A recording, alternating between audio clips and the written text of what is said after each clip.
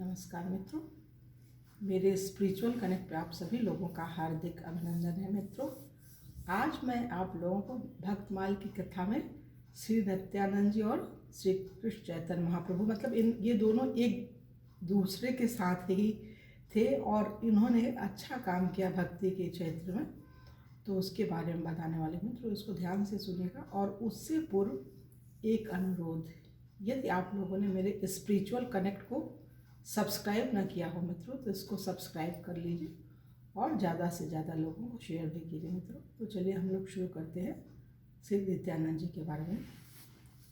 श्री नित्यानंद जी तथा श्री कृष्ण चैतन्य महाप्रभु जी की भक्ति का प्रकाश दसों दिशाओं में फैला। आप दोनों महानुभावों ने गौड़ देश में फैले हुए पाखंड, कुप्रथाएं, मुसलमानों के आतंक को मिटाकर वहाँ के लोगों को भगवत भजन में प्रवृत्त किया था। मतलब इन लोगों ने सम्मिलित रूप से प्रयास किया था इसको प्रथा को दूर करने में।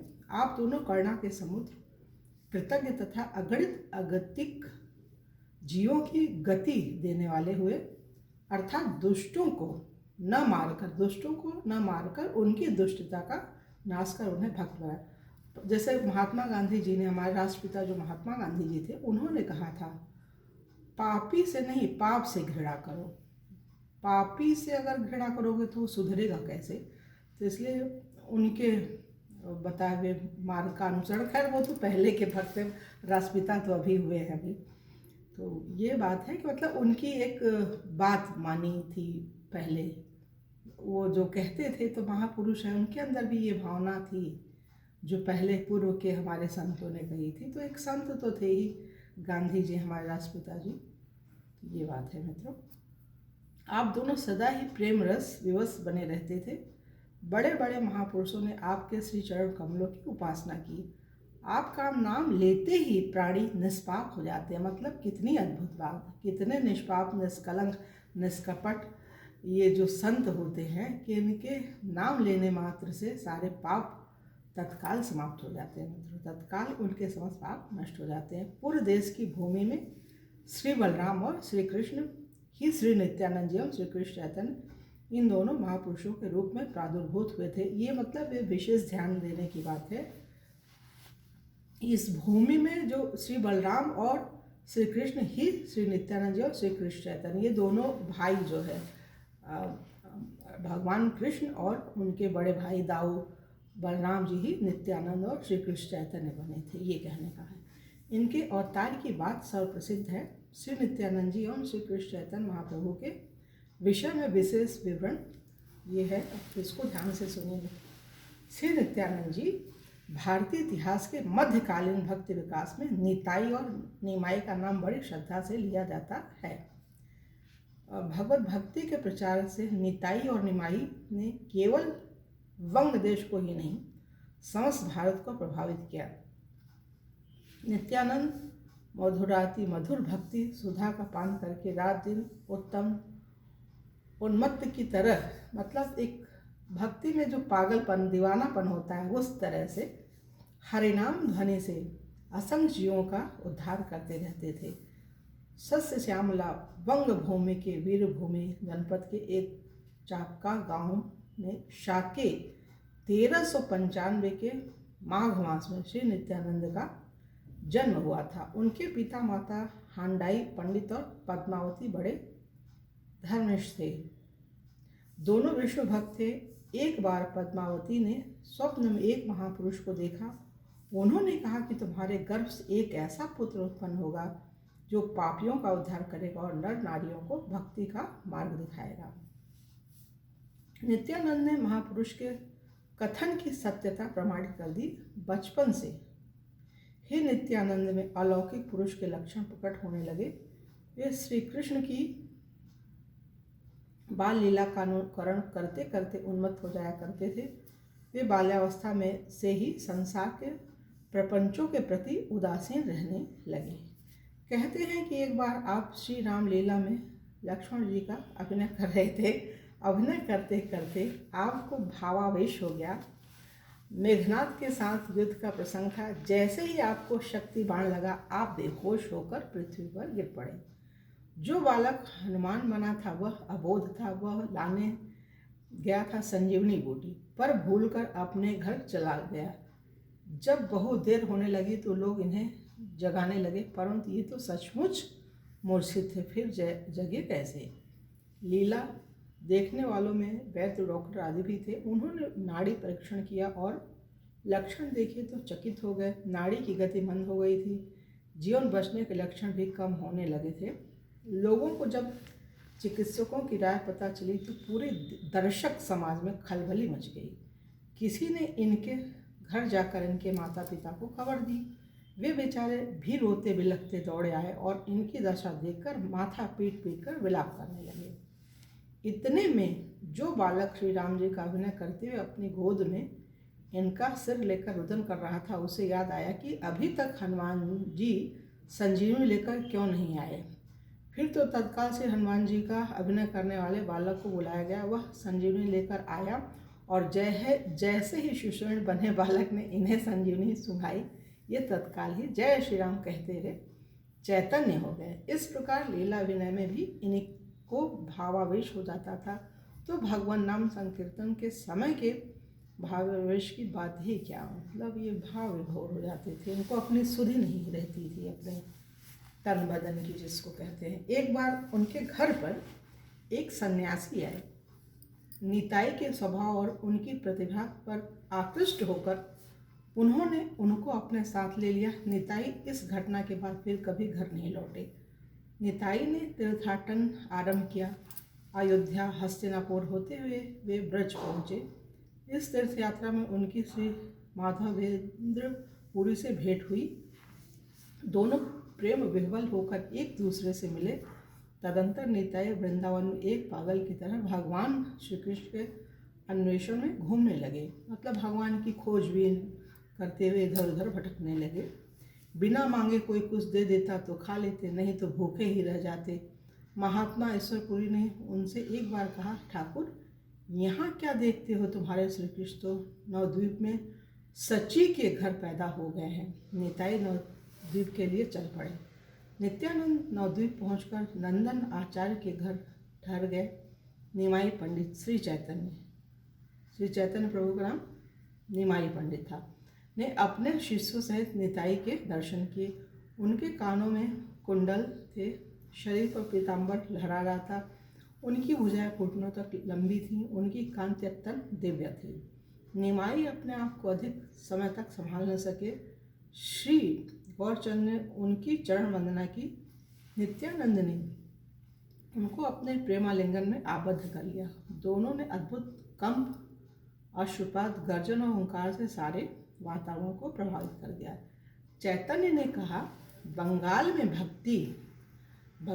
भक्ति भागीरथी के प्रवाहित होने का समय आ गया है। निताई और निमाई की अलौकिक छवि ने नवद्वीप को मनोमुग्ध कर दिया। माता शची निताई को अपने बड़े लड़के के समान मानती थी। उनके जीवन की अनेक अलौकिक घटनाएं हैं। एक बार वे गौर के घर अवधूत वेश में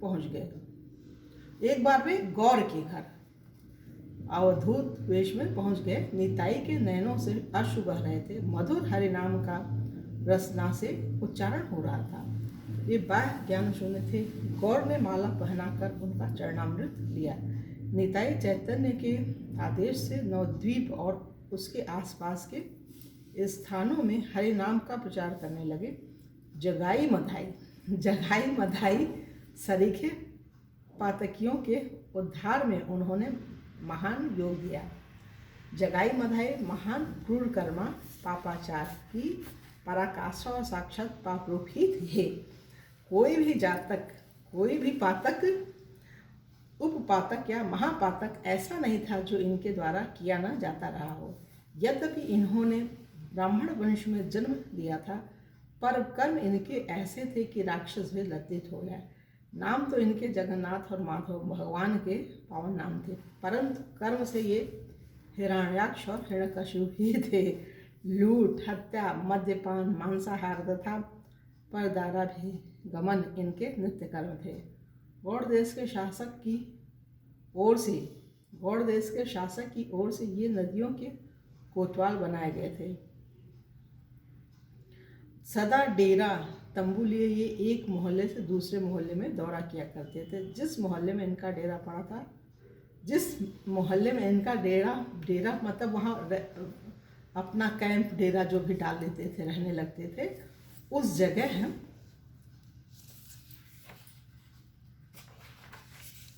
मोहल्ले के लोगों के प्राण सूख जाते। ऐसे नर पिशाचों पर एक दिन से नित्यानंद जी की दृष्टि पड़ी। वे श्री हरिदास जी के साथ नवद्वीप में श्री हरिनाम संकीर्तन का प्रचार प्रसार करने आए थे। उनके लिए महाप्रभु की आज्ञा थी कि पात्र अपात्र का ध्यान दिए बिना सभी को भगवान नाम का समान भाव से उपदेश देना है। नित्यानंद जी जिस समय जगाई मधाई को देखा, उस समय वे दोनों मदिरा के मद में उन्मत्त होकर प्रलाप कर रहे थे। लोगों के द्वारा इन्हें ज्ञात हुआ कि ये हैं तो ब्राह्मण कुमारी, परंतु रामदास से राजमद से उन्मत्त हो ये चंडालों से भी पतित हो गए हैं। उनकी इस शोचनीय दशा पर नित्यानंद जी को बड़ी दया आई। वे सोचने लगे कि जिन लोगों ने भगवान नाम का आश्रय ले रखा है, उनको उपदेश देने से अधिक आवश्यक ऐसे लोगों को उपदेश देना है जो भगवत विमुख हैं। किसी प्रकार इन लोगों का उद्धार होना चाहिए। हरिदास जी से और महाप्रभु के पास पहुंचने पर उनसे भी आपने अपनी इच्छा बताई। प्रभु ने हंसते हुए कहा, जिन्हें आपके दर्शन हो चुके हैं और जिनके उद्धार की बात आपके मन में आ चुकी है, भला वे पापी कैसे रह सकते हैं? अर्थात उनका तो उद्धार होना ही है। महाप्रभु की ओर से नित्यानंद जी को जगाई मधाई के उद्धार का संकेत मिल गया था। एक रात वे जानबूझकर उस रास्ते गए जिधर वे दोनों मदिरा पीकर बैठे थे। निताई मधुर स्वर में संकेत करते जा रहे थे। मधाई ने कई बार पूछा कौन है, परंतु इन्होंने जानबूझकर उत्तर नहीं दिया। जब डांटकर पूछा कि बोलता क्यों नहीं, तो इन्होंने विनोदपूर्ण लहजे में कहा, प्रभु के यहाँ संकीर्तन में जा रहा हूँ, हमारा नाम है अवधूत। अवधूत नाम सुनते ही मधाई चिढ़कर बोला, क्यों बे बादशाह, क्यों बे बदमाश, मुझसे दिल लगी करता है? यह कहकर उस दुष्ट ने पाप से पड़े हुए एक घड़े के टुकड़े को उठाकर श्री नित्यानंद जी के सिर में मारा। सिर से रक्त की धार बह चली, पर नित्यानंद जी को इस पर भी क्रोध नहीं आया। वे तो अपने नाम के अनुरूप आनंदमग्न हुए भगवान नाम का गान और नृत्य कर रहे थे। उन्हें शाप देने के स्थान पर वे करुणामूर्ति भगवान से कातर स्वर में प्रार्थना करने लगे, प्रभु इन ब्राह्मण कुमारों का उद्धार करो, मुझसे इनकी दुर्दशा देखी नहीं जाती। मधाई नित्यानंद जी को इस प्रकार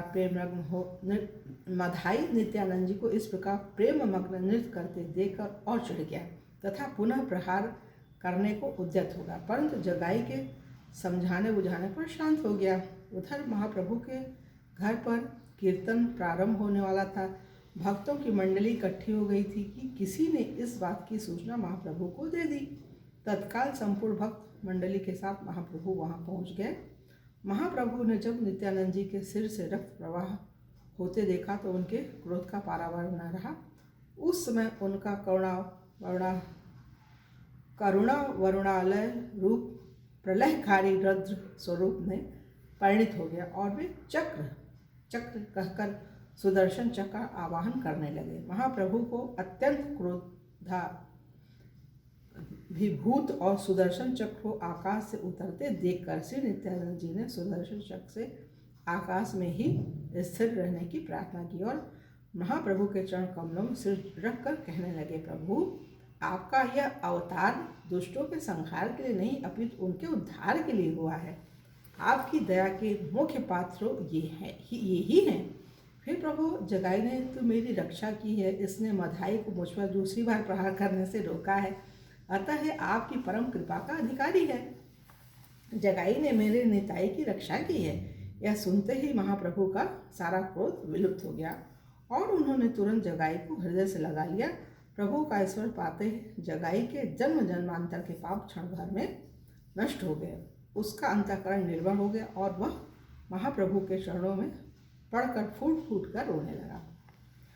जगाई को इस प्रकार प्रेम में अधीर होकर रुदन करते देखकर मधाई के भी हृदय में पश्चाताप की ज्वाला जलने लगी। उसे भी अपने कुकृत पर लज्जा आने लगी। वह आंखों में आंसू भरकर गदगद कंठ और आर्त वाणी से कहने लगा, प्रभु, हम दोनों भाइयों ने मिलकर समान रूप से पाप किए हैं। आपने एक भाई को ही अपने चरण शरण दी है। नाथ, हम दोनों को अपनाइए, हम दोनों को ही रक्षा कीजिए। यह कहते कहते मधाई भी प्रभु के चरणों में अशुपाप करते हुए लौटने लगा। परंतु मधाई के ऊपर से महाप्रभु का रोष अभी गया नहीं था। वे गंभीर स्वर में बोले, मधाई, तूने मेरा अपराध किया होता तो मैं तुझे क्षमा कर देता, पर तूने श्री पाद नित्यानंद जी का अपराध किया है, तब उन्हीं से क्षमा मांग। जब वे तुझे क्षमा कर देंगे तभी तू मेरा अनुग्रह भाजन हो सकेगा, अन्यथा तेरा कल्याण संभव नहीं। यह सुनकर मधाई श्रीपाद नित्यानंद जी के चरणों में जा पड़ा और आंसुओं से उनके चरणों का प्रक्षालन करने लगा। उसका यह पश्चात देखकर श्रीपाद करुणा विगलित हो उठे। उन्होंने महाप्रभु से कहा, प्रभु, मेरे हृदय में इस मधाई के प्रति अणुमात्र भी रोष नहीं है। यदि मैंने जन्म जन्मांतरों में कोई भी सुकृत किया हो तो उसका पुण्य मैं इन दोनों भाइयों को देता हूँ। इतना सुनते ही प्रभु ने दौड़कर मधाई को अंक में उठा लिया और कहने लगे, मधाई, अब तुम मेरे अत्यंत प्रिय हो गए हो। श्रीपाद की कृपा से तुम पाप रहित हो गए हो। उन्होंने अपने सभी पुण्य प्रदान कर तुम्हें परम भागवत वैष्णव बना दिया है। ऐसे करुणा विग्रह और पतितोद्धारक थे श्रीपाद नित्यानंद जी, जिन्होंने अपने ऊपर प्रहार करने वाले को भी न केवल क्षमा कर दिया बल्कि अपने जन्म जन्मांतर का पुण्य भी दे दिया। तभी तो महाप्रभु चैतन्य भी उन्हें अपना बड़ा भाई मानते थे। श्रीपाद नित्यानंद जी चैतन्य महाप्रभु के साथ नवद्वीप से पुरी आए। फिर उनके आदेश से गौड़ देश में हरिनाम का प्रचार करने के लिए चल पड़े। गौरांग के कहने पर उन्होंने पुनः विवाहित जीवन में प्रवेश किया। अंबिका नगर के सूर्यदासी कन्या वसुधा और जाह्नवी का उन्होंने परिग्रहण किया। वे खड़दह में भगवती भागीरथी के तट पर निवास करने लगे। उनके वीरचंद नाम का एक पुत्र भी हुआ। एक दिन भगवान श्याम सुंदर के मंदिर में हरि का नाम लेते लेते वे सदा के लिए अचेत हो गए। भगवान ने अपने भक्तों को अपना लिया। श्री नित्यानंद जी श्री बलराम जी के अवतार हैं। श्री नित्यानंद जी श्री बलराम जी के अवतार हैं। एक बार उनके मन में यह चाह उत्पन्न हुई कि अब प्रेमोन्माद का रसास्वादन करना चाहिए। अतः वे ही श्री बलराम जी नित्यानंद महाप्रभु के रूप में प्रकट हुई। आपके अगाध हृदय में संपूर्ण प्रेम राशि आकर परिपूर्ण रूप से भर गई, पर फिर भी आपको प्रेम तृष्णा बनी रहती थी। आपका प्रेम ऐसा बढ़ा कि उसका भार आपसे संभालते नहीं बनता था। तब आपने उसे पार्षदों शिष्यों में, मतलब अपने जो शिष्य थे उनके में यथायोग स्थापित कर दिया। आपके प्रेम की कथा कहते कहते और सुनते सुनते अनेकों जन प्रेम मत वाले हो गए। अनेकों ग्रंथ इनके साक्षी भी हैं। मित्रों, तो यहाँ पे ये उनका हुआ और कल की वीडियो में श्री कृष्ण चैतन्य महाप्रभु के बारे में बताएंगे। तो तब तक के लिए जय हिंद, जय भारत। ओम शांति, ओम शांति, ओम शांति।